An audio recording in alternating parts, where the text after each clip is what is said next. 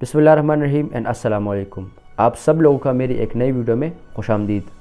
Normally हम अपनी videos में पॉलिटिक्स के बारे में बात करते हैं, रीजनल पॉलिटिक्स के बारे में या कुछ इंटरनेशनल इश्यूज़ के बारे में बात करते हैं,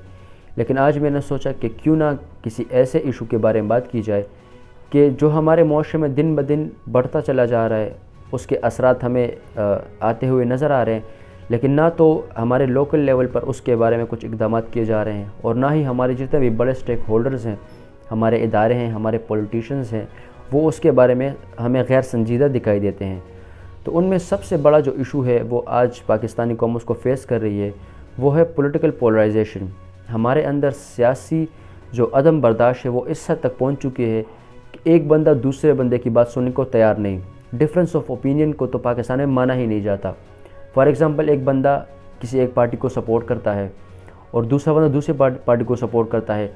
तो उनमें दोस्ती और उनमें जो रिश्तेदारी है वो इस लेवल पे पहुंच चुकी है कि अगर उनके नज़रिया डिफरेंट हो तो उनमें उनका जो आपस में जो उठना बैठना है वो सही से नहीं हो पाता। मैं आपको एक मिसाल देता हूं कि हमारे ही फैमिली में दो भाइयों के दरमियान इसी पॉलिटिक्स की वजह से लड़ाई हो गई, और लड़ाई इस हद तक हो गई कि बात हाथापाई तक पहुँच चुकी थी, और आज तक जो है वो एक दूसरे से अलग हैं, उनके रास्ते जुदा हो चुके हैं इसी पॉलिटिकल पोलराइजेशन की वजह से। दूसरी मिसाल मैं आपको अगर दूं तो मोटरवे पे यहाँ पे हमारे यहाँ जो एक वाक़या हुआ कि दो बंदे पेशावर से गाड़ी में बैठे और वो किसी एक पार्टी को सपोर्ट कर रहे थे, और उसी पार्टी में जो पार्टियों की बहस में जो है वो बात जो है वो कशीदा हो गई और उन पे जो है वो फायरिंग की गई। एक बंदा मौके पे ही कत्ल हो गया और दूसरा इंतहाई ज़ख्मी था, उसको हॉस्पिटल लेके जाया गया। तो ये किस चीज़ के समरात हैं? ये हमारे अंदर पॉलिटिकल पोलराइजेशन के समरात हैं। एक बंदा जो है वो स्टेज पे खड़ा होकर दूसरे बंदे के बारे में जो भी कह रहा होता है, बिना किसी सबूत के, बिना किसी एविडेंस के, बिना किसी तहकीक के वो कुछ भी कह देता है, और उसके जो फॉलोअर्स हैं, जो ब्लाइंड फॉलोअर्स हैं, वो सही कहना शुरू हो जाए कि नहीं नहीं जी ये तो उसने बहुत अच्छी बात की है। खान साहब और जितने भी ये लीडर्स हैं, इनके फॉलोअर्स ने इनको अपना बाप बनाया हुआ है। वो इनको बाप से कम दर्जा नहीं देते। आप किसी सियासी वर्कर से पूछे तो वो कहता है कि मेरा बाप तो झूठ बोल सकता है, लेकिन खान झूठ नहीं बोल सकता, फजल रहमान झूठ नहीं बोल सकता, नवाज़ शरीफ झूठ नहीं बोल सकता। इस हद तक जो है वो बात आन पहुंची है। लेकिन हकीकत में अगर मैं आपको बताऊं ना कि खान साहब अगर इतने सच्चे लीडर होते, इतने ठीक लीडर होते, या नवाज़ शरीफ इतने ठीक लीडर होते, तो पाकिस्तान का आज ये हाल ना हुआ होता। ये सब लोग अपने मफादात की खातिर सियासत कर रहे होते हैं, अपने मफादात की खातिर लोगों को निकाल रहे होते हैं। ये जी बड़ा आज बात हो रही है कि नहीं जी ये तो आज़ादी मार्च हो रही है, और दूसरी तरफ कहते हैं कि हम पाकिस्तान को बचा रहे हैं, पाकिस्तान को इकोनॉमिक क्राइसिस से निकाल रहे हैं। ये दोनों अपने मफादात के लिए लड़ रहे हैं। उस मफादात पे बाद में ही कुछ बात करेंगे। आज जो टॉपिक है वो फिर उस तरफ चला जाएगा, बात लंबी हो जाएगी। तो इसके हवाले से जो है सबसे पहले मैं आवाम से, हमारे जितने भी मुझे सुन रहे हैं, उनसे एक गुजारिश करूँगा कि ये सारे लोग अपने मफादात के लिए लड़ रहे हैं, इनको अपने अब्बू ना बनाएं। बात थोड़ी कड़वी है लेकिन इनको अपने अब्बू ना बनाएं। जो ये बात कहते हैं, अगर आप इतने बाशऊर हैं, आप कहते हैं कि हम इसके बारे में जानते, तो उसकी कोई तहकीक करें। अगर आप किसी तहकीक की हुई बात को किसी के सामने रखेंगे तो अगर आप वो आपसे ला के इख्तिलाफ़ करे, लेकिन वो उस तहकीक को, उस सबूत को वो झुटला नहीं सकता और आपके साथ वो फिर लड़ाई नहीं कर सकता। लेकिन अगर आप सुनी सुनाई बातों को किसी के सामने रखेंगे और उस पर फिर लड़ाई वगैरह करेंगे तो बात जो है वो ख़राब होती चली जाएगी। तो खुदारा इस चीज़ से गुरेज करें।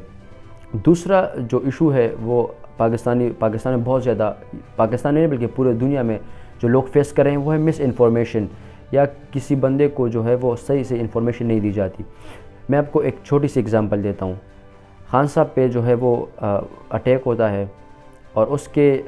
2 या 3 दिन बाद मरीम नवाज़ ट्वीट करती हैं, और आप जो स्क्रीन पर देख सकते हैं कि वो इस ट्वीट को शेयर करती हैं, रीट्वीट करती हैं, और इसमें क्या दिखाया गया है कि खान साहब जो है वो खड़े हैं और शूटर नीचे से गोली मार रहा है, और खान साहब के आगे इतनी बड़ी प्रोटेक्शन लगी है, और उस तस्वीर में वो खान साहब का मजाक उड़ा रहे हैं कि देखिए ये किस तरह से इसने ड्रामा क्रिएट किया है कि इतनी बड़ी प्रोटेक्शन लगी हुई है, और उस गोली उसके टांगों में लगी है, क्योंकि टांग तो उनके टांग तो एक्सपोज ही नहीं है शूटर की तरफ, तो उनका मजाक उड़ाया गया। लेकिन दूसरी तरफ आप ये तस्वीर देख सकते हैं कि किस तरह से खान साहब की जो पाँव हैं वो दिख रहे हैं। खान साहब जो है वो बिल्कुल ही एक्सपोज हैं।